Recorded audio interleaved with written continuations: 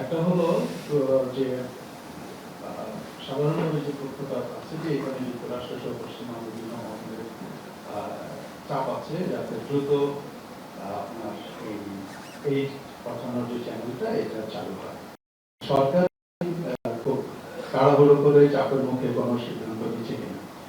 দ্বিতীয় যে প্রশ্নটি আমি বুঝতে চাই সেটা হলো যে আপনি মাত্র সিকিউরিটি কাউন্সিলের কথা বলেছেন, এই বিষয়টি কি আপনার সিকিউরিটি কাউন্সিলের সমর্থন দরকার হবে কিনা বা সিদ্ধান্ত দরকার হবে কিনা? ধন্যবাদ।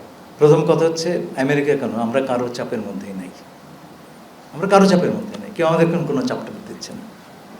আমরা সবার সঙ্গে কথা বলছি, আমেরিকা চায়না সেখানে অংশীজন তাদের সবার সঙ্গে কথা বলছি। আমাদের ওপরে কোনো চাপ নাই, যেই জিনিস নাই সেটার ভারত আমরা অনুভব করতে পারি না, 1 নম্বর।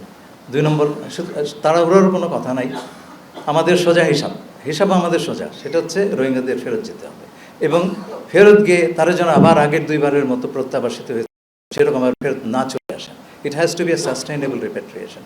তারা যাবেন এবং সেখানে থাকবেন। সেই কাজটি করতে হলে রাখাইনের যে আপনার প্রশাসন গড়ে উঠেছে, যে সিকিউরিটি অ্যারেঞ্জমেন্ট গড়ে উঠেছে, তাতে যদি রোহিঙ্গাদের উপস্থিতি না থাকে আনুপাতিকভাবে, তাহলে তারা সেখানে যাবেন কেন? তাদেরকে রক্ষা দিবে। ভবিষ্যতে আবার এটা হবে না সেটা গ্যারেন্টি কে দিবে? কেউ তো দিবে না। আজকে তারা ফেরত গেলেন, কালকে তাদের আবার একটা জাতিগত নিধন করে ফেরত পাঠালো, সেইভাবে হবে না রে ভাই।